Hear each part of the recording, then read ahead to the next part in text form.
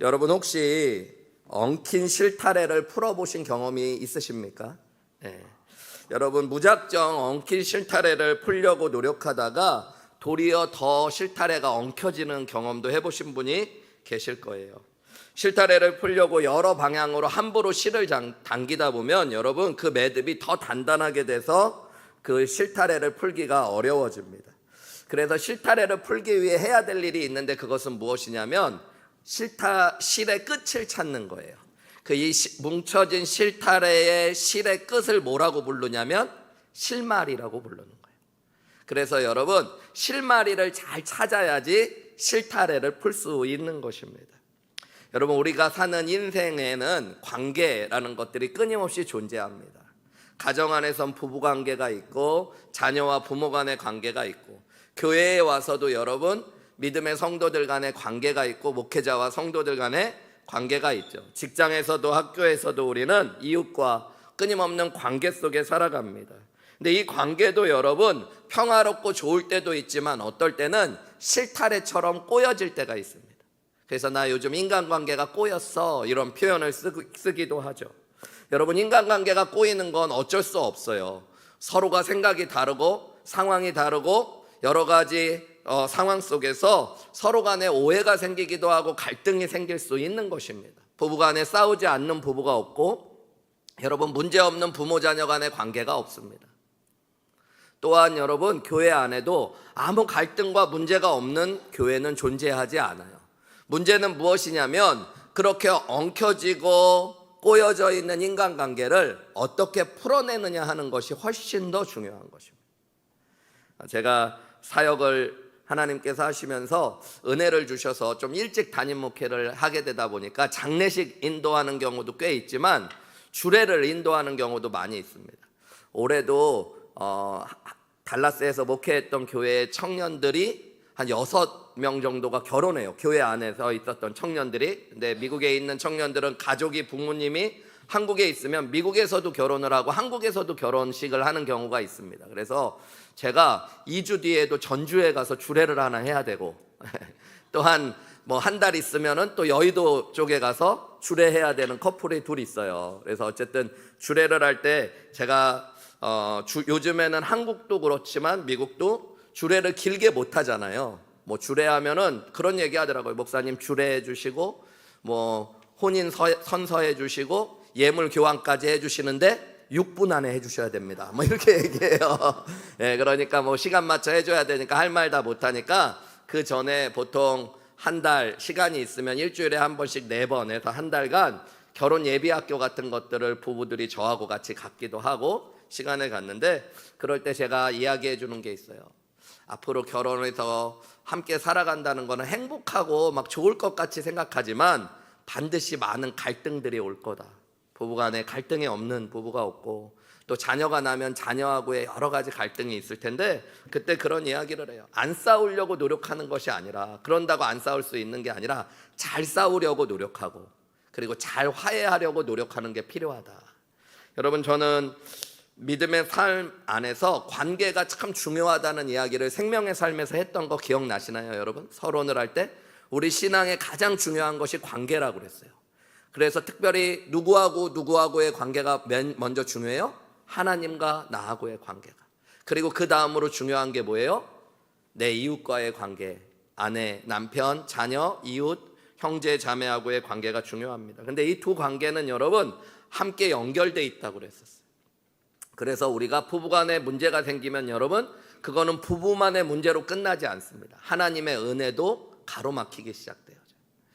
자녀하고 갈등이 생기면 여러분 하나님의 은혜가 그만큼 온전히 누려지지 못합니다. 그래서 믿음의 생활 안에서 여러분 엉킨 관계를 우리가 마음대로 끊어버리는 것이 아니라 하나님의 은혜 가운데 잘 풀어내는 노력이 필요하죠. 제가 왜 오늘 서두에 이런 이야기를 했냐면 오늘 우리가 나눌 여호수아 22장의 말씀은 이스라엘 백성들이 12지파가 있었잖아요. 그 지파 가운데 요단 동편을 차지했던 2지파 반 그리고 요단 서편에 있었던 9지파 반이 여러분 전쟁 일보 직전까지 가는 갈등의 위기 속에 있다가 이 갈등을 하나님의 은혜 가운데 잘 풀어낸 이야기가 여호수아 22장의 말씀입니다. 크게 보면 우리가 시간이 없어서 다 읽지는 못했지만 1절부터 9절까지 여호수아 22장 1절에서 9절까지를 읽어보면요, 이런 이야기입니다. 이제 땅 분배도 다 끝났어요. 가나안 땅에 큰 전쟁도 다 마쳤습니다. 그래서 이제는 요단 동편에 있었던 두 지파 반, 루벤, 갓, 그리고 므낫세 반 지파, 절반 지파를 자기들의 땅으로 돌려보내는 일을 해요. 이제 전쟁을 치렀으니까 이 시간이 7년이 넘는 시간이었습니다. 7년이 넘는 시간 가운데 요단 동편에 있었던 두 지파 반 사람들이 자녀들과 아내를 요단 동편의 땅에다가 머물게 하고 그들이 형제 자매들 가운데 누구보다 먼저 앞서 나가서 전쟁을 치렀었어요.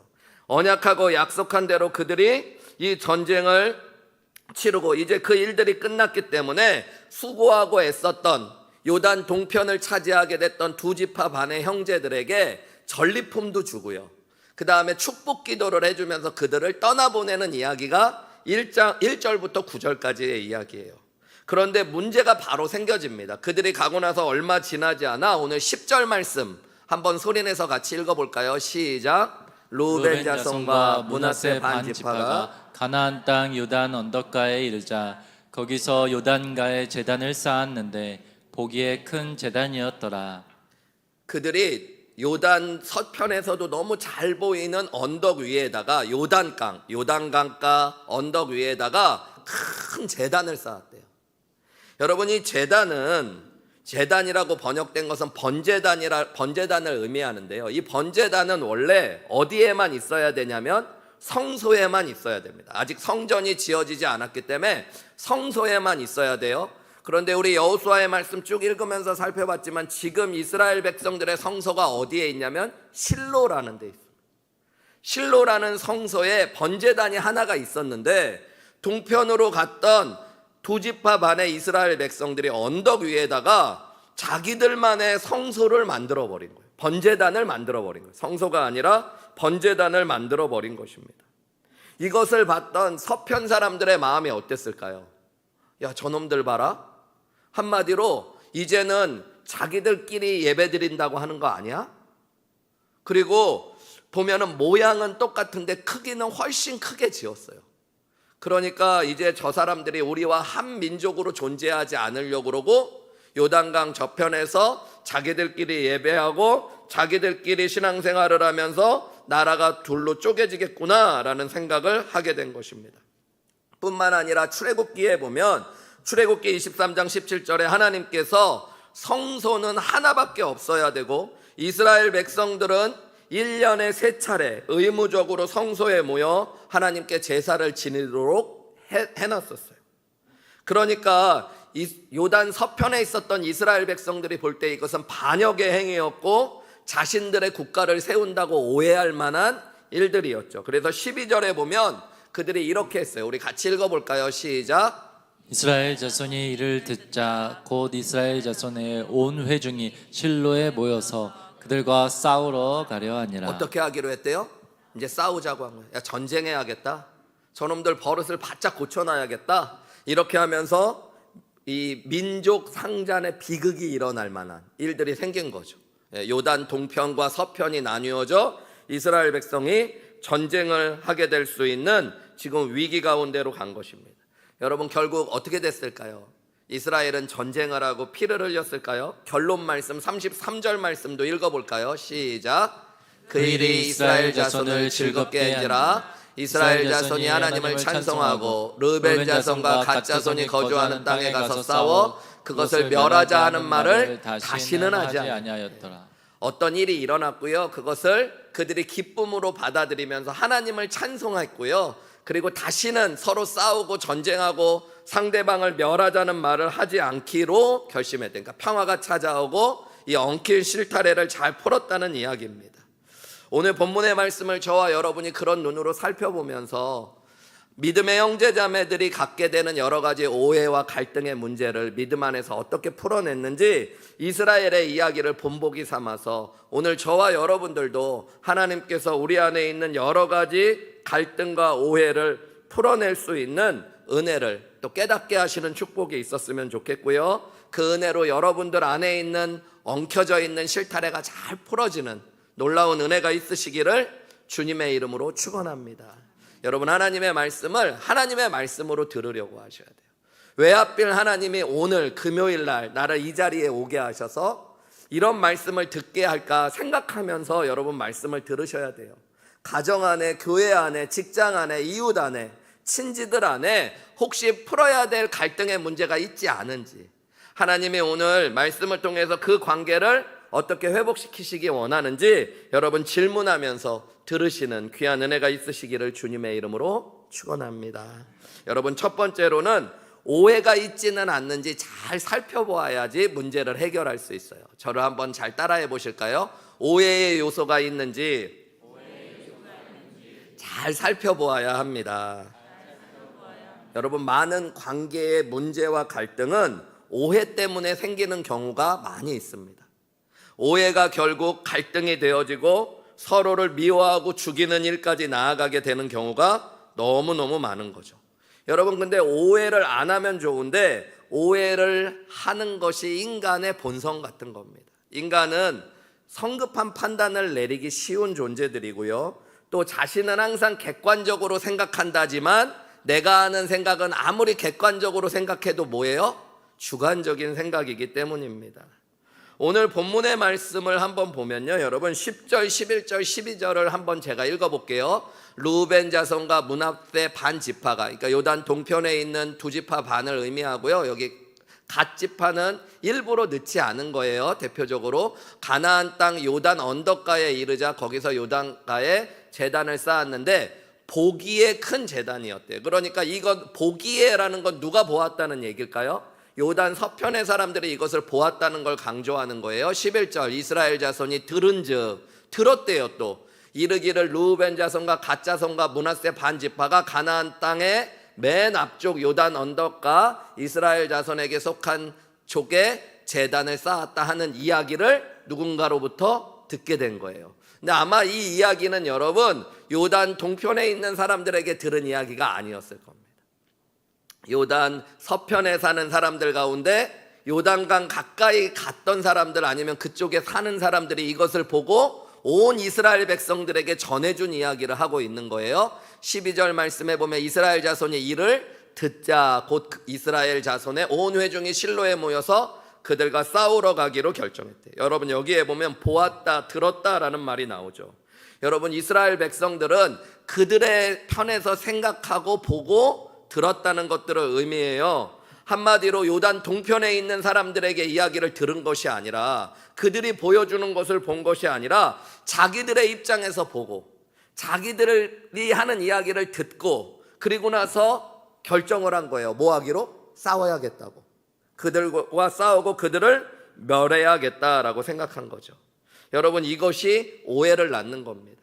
대부분의 사람들은 자신이 다른 사람의 말이나 행동, 사건을 객관적으로 바라본다고 생각할 때가 있어요. 그런데 앞에 말씀드린 듯이 여러분, 우리가 바라보고 듣는 것은 어디까지나 주관적일 때가 많이 있습니다.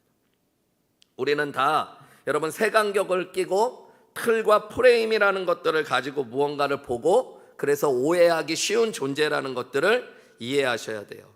여러분, 인간이 오해를 하는 이유에 대한 심리학적인 이유들이 있더라고요. 보니까 하나는 인지적인 구두쇠 이론이라는 게 있습니다. 이게 뭐냐면요, 우리의 뇌가 에너지를 아끼려고 하는 본성이 있다는 거예요. 그러다 보니까 웬만한 것은 깊이 생각하기보다는 내가 보고 들은 것으로 바로 결정하려고 하는 본성이 있다는 거예요. 그래서 깊이 생각하지 않고 우리는 쉽게 결론을 내리려고 하는 특성이 있어요. 그것뿐만 아니라 여러분, 우리 안에는 다 확증 편향이라는 것도 있습니다. 이 확증 편향이라는 것이 무엇이냐면 내가 보고 싶은 것만 보고 싶어 하고 내가 듣고 싶어 하는 것만 듣고 싶어 하는 거예요. 그래서 여러분, 인터넷 같은 것도 보다 보면 가짜 뉴스를 믿게 되는 게 그래서 그런 거예요. 내가 보고 싶은 것, 듣고 싶은 것만 믿게 되는 거예요. 또한 여러분, 우리는 행위자와 관찰자의 편향이라는 것도 있대요. 그건 뭐냐면 내가 행위자일 때와 관찰자일 때 여러분 어떤 사안을 보는 차이가 생긴다는 겁니다. 예를 들어서 여러분, 어떤 다른 여자가 하이힐을 신고 가다가 발목이 삐끗했어요.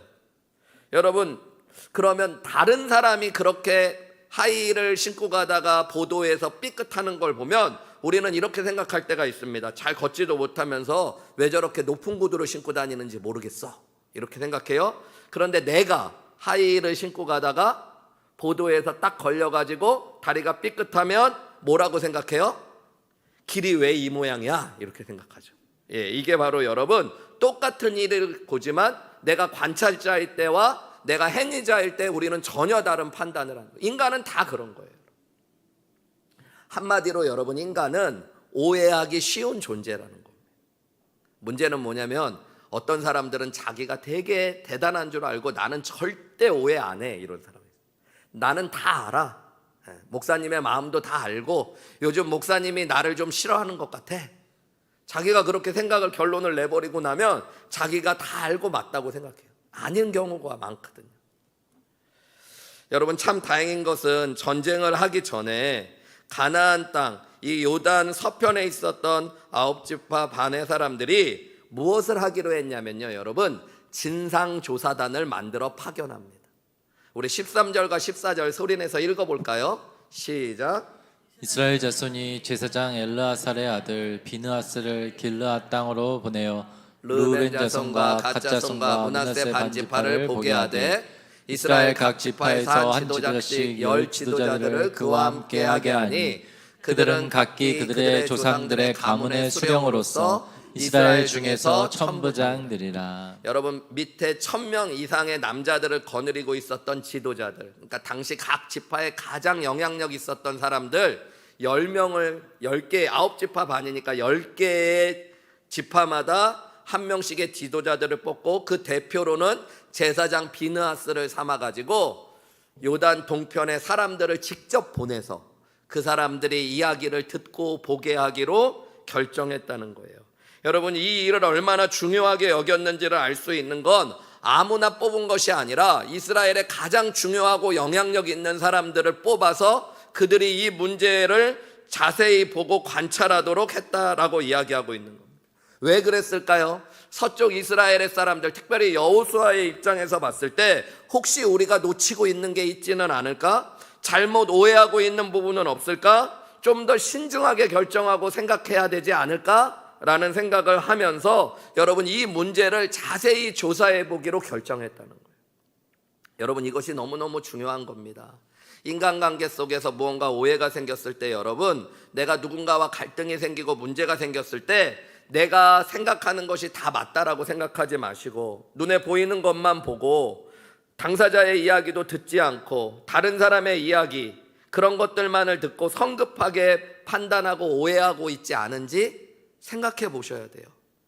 그리고 여러분, 눈에 보이지 않는 것을 보려고 하시고 내가 듣지 못한 이야기가 있지 않은지 들으려고 하실 수 있는 귀한 은혜가 있으시기를 주님의 이름으로 축원합니다. 어떤 남자가 미국에서 모터사이클을 타고 오토바이를 타고요, 미국 일주 여행을 하게 되었다고 합니다. 때는 가을이어가지고 바람이 너무 막 세차게 부는 거예요. 그래서 이 사람이 이 가죽 잠바를 입고 오토바이를 타고 가다가 바람이 너무너무 세니까 너무 추워갖고 옷을 거꾸로 한번 입기로 한 거예요. 뒤집어서 이제 뒷면이 앞에 나오게 하고 앞면이 뒤에 나오게 하고, 그런 바람이 좀 덜 들어오니까 안으로. 오토바이를 타고 가다가 한참을 그렇게 달려가다가 여러분, 그만 앞에 오는 승용차와 부딪혀 쓰러지게 되었습니다. 사람들이 막 달려와 보니까 이 사람 아직 목숨은 붙어 있는 거예요. 사람들이 그를 데려가기 위해서 주변에 있는 사람 중에 가장 힘이 세 보이는 사람에게 빨리 저 사람을 업어서 차에다 실자고 그리고 병원으로 데리고 가자고 이야기했습니다. 그런데 어떤 사람 한 명이 갑자기 이야기하는 거예요. 이 사람 좀 이상하다고, 목이 돌아간 것 같다고. 그래서 가장 힘센 사람한테 우선 목부터 제대로 돌려놓자고. 그래서 여러분, 그냥 사람 이야기를 듣고 눈에 보이는 대로 목을 돌려놨대요. 그럼 어떻게 되는 거예요, 여러분? 목숨이 붙어 있었던 사람 아예 보내버리는 결과가 되는 거죠. 여러분, 누가 지어낸 얘기겠지만 여러분, 우리가 실제로 그럴 때 있습니다. 내가 보는 것, 내가 들은 것만으로 무언가 성급하게 결정할 때 여러분, 살리는 일이 아니라 죽이는 일을 충분히 할 수 있다는 거예요. 여러분, 우리는 착각하고 오해하기 쉬운 존재들이에요. 그래서 여러분, 무언가 문제가 생겼을 때 다른 사람들에게 들은 이야기가 아니라 어떤 갈등의 문제의 당사자와 이야기해 보려고 노력하셔야 됩니다. 그리고 내가 보지 못하는 것들을 보려고 노력하시고 내가 성급하게 내리는 결정과 행동이 소중한 관계를 끊어버릴 수 있고 깨버릴 수 있다는 걸 생각하면서 조금 더 신중하게 살펴보실 수 있는 귀한 은혜가 있으시기를 주님의 이름으로 축원합니다. 여러분, 두 번째로는 여러분 대화를 통해 이해로 여러분 갈등을 풀어내셔야 돼요. 저를 한번 따라해 보실게요. 대화를 통해 이해하셔야 합니다. 여러분, 관계를 깨는 가장 큰 요인이 오해라고 했잖아요. 근데 여러분, 이 오해를 해결하려면 이해가 있어야 되거든요. 근데 여러분, 이해하기 위해서 가장 필요한 것이 대화입니다. 대화는 누구하고 하는 걸까요? 다른 사람들과 하는 게 아니라 갈등을 빚고 있는 사람과 대화하려고 노력하셔야 돼요. 여러분, 부부간에 갈등이 있으면 대화하셔야 되고, 대화를 통해 뭐 하셔야 돼요? 내가 저 사람을 반드시 눌러놔야지, 이게 아니라 여러분 이해하려고 노력하셔야 돼요. 오해가 있지 않은가 보면서 이해하기 위해 대화하려고 하셔야 돼요. 이것이 오픈 마인드로 대화하는 거예요. 15절부터 20절까지를 제가 빠르게 읽어볼게요. 비느하스와 이 10명의 진상조사단이 가가지고요, 무엇을 했냐면요, 그들이 길르앗 땅에 이르러 르우벤 자손과 갓 자손과 므낫세 반 지파에게 나아가서 그들에게 뭐부터 했어요? 말했대요. 뭐라고 말했어요? 말하여 이르되, 그러면서 여호와의 온 회중이 말하기를 너희가 어찌하여 이스라엘 하나님께 범죄하여 오늘 여호와를 따르는 데서 돌아서서 너희를 위하여 제단을 쌓아 너희가 오늘 여호와께 거역하고자 하느냐. 너희 지금 제단을 쌓은 거 하나님께 범죄한 거고, 너희가 너희를 위하여 제단을 쌓은 거다. 이건 하나님을 위하여 한 게 아니다. 너희는 지금 하나님 거역하고 있다. 이렇게 얘기해 준 거예요. 17절에 보면 부올의 죄악으로 말미암아 여호와의 회중이 재앙을 내렸으나 오늘까지 우리가 그 죄에서 정결함을 받지 못하였거늘 그 죄악이 우리에게 부족하여서, 18절입니다. 오늘 너희가 돌이켜 여호와를 따르지 아니하려고 하느냐. 이게 뭐냐면요, 여러분, 민수기에 보면 부올이라는 곳에서 이스라엘 백성들이 우상 숭배를 하고 그것 때문에 수많은 사람들이 죽는 일이 있었습니다. 그래서 이스라엘 백성 가운데 많은 사람들이 죽임을 당하는 역사를 우리가 지금도 아직 극복하지 못했는데, 너희가 또 우상 숭배를 함으로 말미암아 이렇게 큰 범죄를 하느냐라고 이야기한 거예요. 너희가 오늘 여호와를 배역하면 내일은 그가 이스라엘 온 회중에게 진노하시리라. 너희가 범죄한 것 때문에 우리가 다 하나님께 진노함을 받게 될 것이다. 그래서 우리가 여기 온 것이다 라고 이야기하는 거예요. 그런데 너희의 소유지가 만일 깨끗하지 아니하거든 여호와의 성막이 있는 여호와의 소유지로 건너와 우리 중에서 소유지를 나누어 가질 거예요. 너희 이곳에서 사는 게 힘들면 우리한테 아예 넘어와서 같이 살자. 요단 서편으로 그 얘기를 하는 거예요. 오직 우리 하나님 여호와의 제단 외에 다른 제단을 쌓음으로 여호와를 거역하지 말며 우리에게도 거역하지 마라. 우리 말도 거스르지 말고 하나님 말씀도 거스르지 말래요. 그러면서 20절 같이 읽어볼까요? 시작. 세라의 아들 아간이 온전히 바친 물건에 대하여 범죄함으로 이스라엘 온 회중에 진노가 임하지 아니하였느냐. 그의 죄악으로 멸망한 자가 그 한 사람만이 아니었느니라 아니라. 여러분 보면 아이성에서 아간이라는 사람이 범죄함으로 이스라엘의 많은 사람들이 패배하고 전쟁에서 죽었잖아요. 그것처럼 너희 하나의 범죄가 아니라 우리가 한 공동체이기 때문에 너희가 죄를 범하면 우리가 하나님의 진노를 같이 받게 되는 것이다. 지금 이야기하고 있는 거예요. 여러분, 자기들이 할 얘기를 일단 있는 그대로 다 이야기해 준 겁니다. 오늘 우리가 온 이유는 너희를 범죄하는 것들 범죄하지 말라고 하려고 온 것이다. 너희 여기서 이렇게 죄 짓고 살려면 차라리 넘어와서 우리 같이 살자. 너희의 죄악이 너희만의 문제가 아니라 우리도 하나님의 진노 아래 있게 하는 것이다. 이렇게 얘기를 해준 거예요. 이 이야기를 듣고 나서 17절부터 보면요, 이제 두 지파 반 요당 동편에 있었던 사람들이 이야기합니다. 17절에 죄송합니다.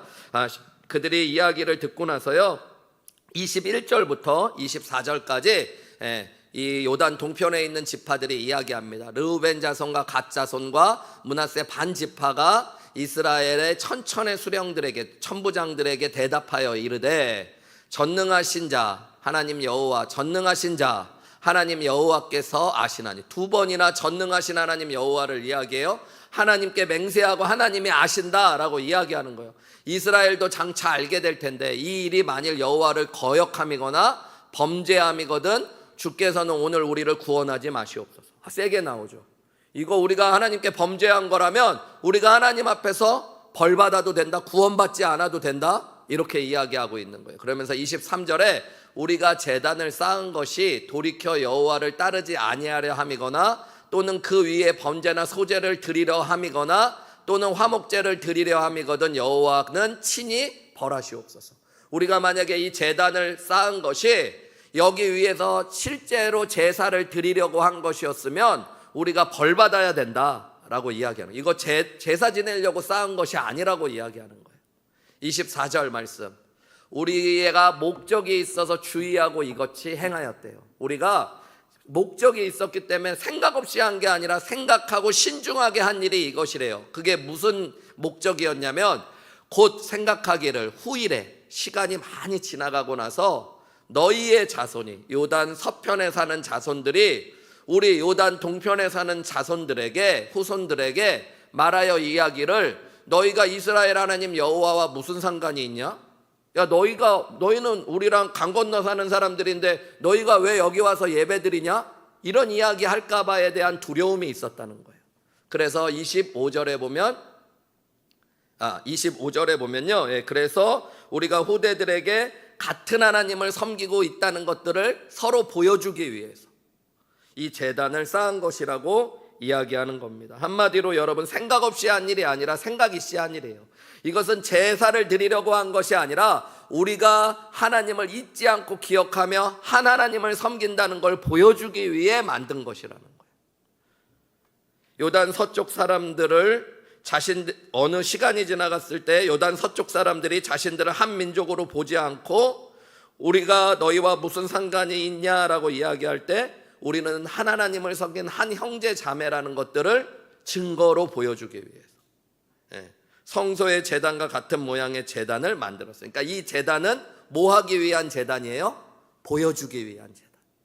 서쪽 사람들에게도 보여주고 우리 자손들에게도 보여주기 위한 제단이었다는 겁니다. 나름 좋은 뜻으로 한 일인데 여러분, 그것을 잘 설명하지 못하고 일을 먼저 했기 때문에 오해가 생겼던 거죠. 그죠? 그런데 참 감사한 건 서로 지금 자신들의 생각을 다 뭐하고 있는 거예요? 이야기하고 있는 거예요. 요단 서편에 있는 사람들도 자기들의 이야기만 했고 동편 사람들의 이야기를 듣지 못했다면 여러분, 그건 대화는 아니죠. 그러면 이해가 생기지 않았을 거예요. 여러분, 흔히 많은 사람들이 대화하러 간다고 그러고 자기 얘기만 하고 오는 경우가 있어요. 그러고 상대방의 이야기를 듣지 않는 경우가 있습니다. 여러분, 그건 대화가 아니에요. 대화를 하러 가실 땐 여러분 항상 이 비느하스와 천부장들이 했던 것처럼 자기의 생각을, 감정을 섞지 않고 그러나 분명하게 전하되 상대방의 이야기를 뭐 하실 수 있어야 돼요? 들으실 수 있어야 됩니다. 그 사람이 왜 그랬는지, 어떤 이유 때문에 그랬는지를 들으시고 그런 의도를 가지고 어떤 상황 가운데 했는지 이야기를 들을 때 여러분, 대화가 이어지고 그 대화를 통해 뭐를 할 수 있게 되어져요? 이해할 수 있게 되어져요.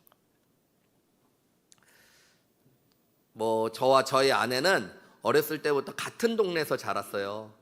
서울의 은평구라는 데서 초등학교도 같은 데를 나왔거든요. 저희 아내랑 저랑 한 학년 차인데 제가 같은 초등학교 선배, 그리고 우리 아내 후배, 이러니까 여러분, 어떻게 보면은 공통점이 많이 있어요. 그래서 큰 차이 없이 가끔 우리 아내한테 어느 동네에 있는 맛있는 분식점 기억나? 그러면 공유하는 게 있어요. 거기 나도 좋아했다. 그럼 우리 둘이 같이 가서 먹고 그런 게 있어요.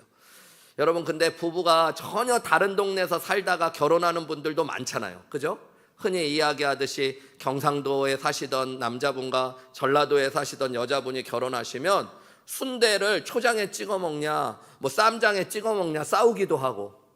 여러분은 그러신 적 없으셨어요? 좀 눈이 동그랗게 돼갖고 수도권에 사는 사람들은 소금에 찍어 먹는데 이런 분 계신데, 여러분 실제로 저도 몰랐는데 그 경상도 계신 분들은 초장에 찍어 먹는데요. 맞아요, 여러분? 여기 경상도에서 오신 분 있어요? 아니에요? 쌈장에 찍어 먹어요? 소금에 찍어 먹어요? 많이 바뀌었나? 내가 잘못 알았나? 예. 또 어떤 뭐 전라도 계신 분들은 뭐 새우젓에 찍어 먹나 모르겠어요. 그래서 서로 막 싸우기도 한대요. 또 어떤 부분은 여러분 뭐 콩국수에다가 소금을 넣냐 설탕을 넣냐 갖고 싸우기도 하고, 그죠? 감자를 설탕을 찍어 먹냐 소금을 찍어 먹냐 싸우기도 하고, 예. 그런 것들이 있죠. 여러분 근데 그런 거 별거 아닌 걸 수 있잖아요. 저는 우리 아내가 처음에 결혼을 하고 나가지고요, 항상 식탁 위에다가 보통은 꽃꽂이를 해놓잖아요. 이렇게 만약에 그냥 그걸 예쁘게 하려면. 근데 우리 아내는 항상 이렇게 감을, 이렇게 가지도 있고 잎도 붙은 감을 항상 놓더라고요. 근데 저는 시골에서 안 자라가지고 우리 아내가 데코레이션을 좀 촌스럽게 한다, 항상 그렇게 생각했거든요. 근데 그 감이 끊이지가 않는 거예요. 시간이 지나가면 또 감이 와 있고 감이 와 있고. 그래서 이게 도대체 왜 자기는 감을 항상 식탁에 데코레이션을 하냐 그렇게 물어봤더니 우리 아내가 하는 이야기가, 자기는 홍시를 너무 좋아해가지고 감을 놔뒀다가 그게 말랑말랑해질 때까지 참았다가 먹고 또 먹고 그러는 거예요. 저는 그때까지 감을 별로 안 좋아해가지고 감을 그렇게 말랑말랑할 때까지 놨다 먹고 하는지도 몰랐었거든요. 그러니까 자기 먹으려고 놓는 거였더라고요. 근데 저는 속으로 우리 아내가 되게 좀 촌스럽다, 좀 예쁜 꽃을 갖다 놓든가 그렇지 어떻게 맨날 이렇게 감으로 디자인을 하나 막 이렇게 오해하기도 하고 그랬거든요. 여러분 얘기하지 않았으면 저는 지금까지 우리 아내가 감으로 데코레이션하는 촌스러운 여자라고 생각했을지 모르죠. 근데 얘기를 들으니까 이해되더라고요. 자기 혼자 먹으려고 자기 갖다 놓고 먹고 그러는 거더라고요. 여러분 나름 좋은 뜻으로 한 일인데 자신들의 마음을 헤아려지지 못하고 이야기를 듣지도 않고 함부로 이야기하는 사람들이라고 요단 서편의 사람들을 생각했으면 섭섭함은 2배가 되어졌을 거예요. 서로 부정적인 감정이 커지고 그러면서 서로 갈등을 겪으면 전쟁이 이어지고 어느 한 지파는 완전히 사라져버리는 아픔을 겪게 되었을지도 모릅니다. 그런데 서로 마음을 열고 뭐 한 거예요? 대화했어요. 자기의 생각을 두렵지만 다 이야기해주고 상대방의 이야기를 들어주고, 그래서 바른 대화가 필요하다는 거죠. 서울의 지하철에 한 사람들이 이렇게 여러 명이 타 있는데 출근 시간이 아니고 좀 지난 시간이라서 대부분 앉아 있고 몇 명만 서서 있는 그런 시간이었는데요. 한 5살, 6살 정도 된 남자애가 밖에 비가 오고 있어서 사람들이 우산을 들고 있었는데 우산을 들고 막 소리를 지르면서 계속 지하철 객차 안을 뛰어다니는 거예요. 사람들이 너무너무 성가시잖아요. 아이가 다칠 수도 있고 다른 사람을 칠 수도 있고. 그런데 그 아버지로 보이는 사람이 같이 탔는데 아이를 제재하지를 않는 거예요. 그냥 아버지는 창밖만 그냥 쳐다보고 문 옆에 서가지고 밖만 쳐다보고 있는 거예요. 사람들이 막 인상을 쓰고 참다가 그 아버지 같아 보이는 분에게 노신사 한 분이 이야기를 걸었대요. 이보세요, 혹시 여기 뛰어다니는 아이 당신 아들이냐고. 이렇게 보니까 맞다고 이야기하더래요. 근데 당신 뭐 하는 거냐고. 지금 이 객차 안에서 당신 아들이 소리를 지르고 우산을 들고 저렇게 뛰어다니고 있는데 당신은 밖만 쳐다보고 애 교육도 안 시키고 이렇게 사람들에게 불쾌하게 하면 어떡하냐고 이야기했더니 이 아버지가 이런 이야기를 하더래요. 너무 죄송하다고. 자기가 사실은 너무 고민하고 있는 것 때문에 아이가 저러는지도 미처 바라보지도 못했다고. 사실 저 아이의 엄마, 제 아내가 암으로 몇 년 동안 투병을 하다가 오늘 아침에 세상을 떠났습니다. 아이하고 함께 지금 장례를 준비하기 위해서 병원으로 가고 있는데 저는 그 충격이 너무 커서, 그리고 이 일을 어떻게 수습해야 되나 생각하느라고 밖을 쳐다보고 있었던 거고, 아이는 아직 어려서 자기 엄마가 죽은 것도 모르고 저렇게 그냥 뛰어놀고 있었다고 너무 죄송하다고 이야기를. 그 이야기를 듣고 제가 아이를 말리겠습니다 했더니 객차 안에 있는 사람들이 다 한결같이 아니라고 그냥 애 내비두라고. 그리고 나서요 여러분, 그 아이가 똑같이 뛰어노는데 사람들이 그 아이를 보는 눈이 다 바뀌어졌대. 그 아이를 보면서 그 전까지는 에휴 교육도 못 받은 놈, 아유 저놈 저러면 안 되는데 했던 사람들이 아이를 다 괜찮아 너 다칠라 그러면서 살펴. 여러분, 일이 바뀐 게 아니라 사람을 볼 수 있는 일들이 대화를 통해 바뀌어진 거죠. 그 사람을 이해하게 되어지니까 여러분 품어줄 수 있는 일들이 생기는 거예요. 여러분, 엉킨 관계를 풀어내기 위해서 대화를 시도하는 용기가 있으시기를 주님의 이름으로 축원합니다.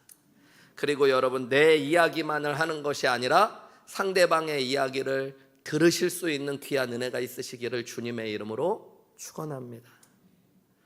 여러분 마지막 세 번째로 우리가 갈등의 문제 이 실타래를 풀어내기 위해서는 그리스도의 십자가 사랑 속으로 함께 나아가야 된다는 걸 기억하셔야 돼요. 한번 저를 따라해 보실까요?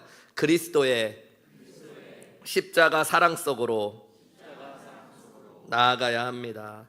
여러분 우리가 오해하지 않고 신중하게 판단하기 위해 노력하고 열린 대화를 통해 이해한다고 해도 실제로는 삶의 관계가 그렇게 쉽게 풀려지지 않습니다. 여러분 내가 노력한다고 상대방도 똑같이 노력해 주는 것도 아니고 대화한다고 무조건 이해가 되는 것도 아니기 때문이에요. 오늘 본문의 결론 말씀인 34절 말씀 한번 목사님 떼어주실 수 있나요? 우리 같이 한번 읽어볼까요? 시작.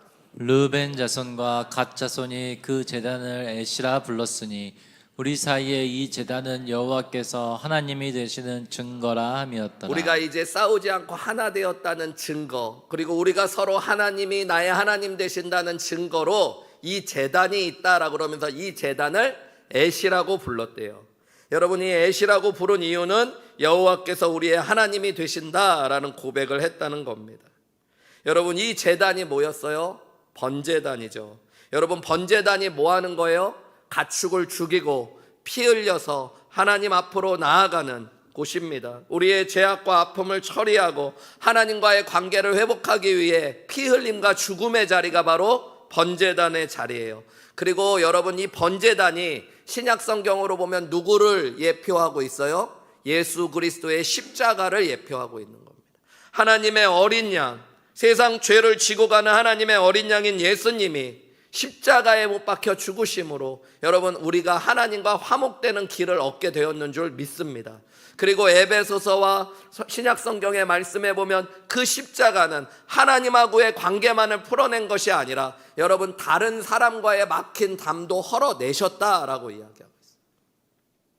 여러분 오늘 이 여호수아의 말씀은 제단 위에서 그들이 이 제단을 통해 요단 서편에 있는 실로의 제단과 요단 동편에 새롭게 그들이 세웠고 만들어낸 제단이 하나님이 우리의 하나님 되시고 우리가 한 형제자매라는 증거다라고 고백함으로 말미암아 예수 그리스도의 십자가가 우리가 한 형제요 자매요 우리가 한 하나님을 섬기는 사람이라는 증거되어짐을 보여주는 그림자가 되어지는 말씀이에요. 여러분 결국 우리가 누군가를 온전히 용서하고 엉킨 실타래를 풀어낼 수 있는 믿음의 비밀은 어디에 있냐면 예수님의 십자가를 바라보는 것입니다. 그리고 예수님의 십자가의 사랑으로 저 사람도 내 한 형제로 주님이 품어주셨음을 내가 인정하고 고백하게 되어질 때 여러분 우리 안에 진정한 용서와 화해와 인간관계의 갈등이 풀어지는 역사가 일어나는 줄 믿으시기 바랍니다. 우리가 아무리 노력해도 풀리지 않는 인간관계의 문제들 내 힘으로 풀려고 할수록 더욱 엉키는 관계가 있다면 여러분 십자가 앞으로 그 관계를 내려놓으실 수 있는 귀한 은혜가 있으시기를 주님의 이름으로 축원합니다. 용서되지 않는 사람, 잊혀지지 않는 분노, 증오, 상처를 해결하기 위해 여러분 십자가 앞으로 나아가실 수 있는 귀한 은혜가 있으시기를 주님의 이름으로 축원합니다. 여러분 하나님이 우리를 사랑하신 그 사랑이 무엇입니까? 우리가 행하는 일들, 우리가 하는 말들, 우리의 마음과 생각 중에 하나님이 이해하고 납득하실 만한 일들이 있을까요? 없을까요? 여러분 없어요. 하나님의 눈과 기준에서 우리가 얼마나 부족하고 연약하고 죄악된 사람들입니까? 그런데 여러분 하나님께서 예수 그리스도의 십자가의 사랑으로 우리의 죄와 허물을 덮어주신 줄 믿으시기 바랍니다. 여러분 이것 때문에 저와 여러분이 구원받고 하나님의 자녀된 것이에요. 그렇다면 여러분 저와 여러분의 허물과 죄에도 불구하고 사랑하신 하나님의 사랑을 우리가 경험했다면 나도 다른 사람의 죄와 허물을 그의 죄와 허물에도 불구하고 사랑해야 될 줄 믿습니다. 무엇으로요? 예수님의 십자가 사랑으로. 여러분 우리 교회 다니면서 그런 말 많이 하죠. 그리스도의 사랑으로 형제님을 사랑합니다. 주의 사랑으로 자매님을 사랑합니다. 여러분 주의 사랑이 뭐예요? 나 같은 죄인과 나의 연약함과 실수를 덮어주시고 용서해 주신 사랑인 줄 믿습니다.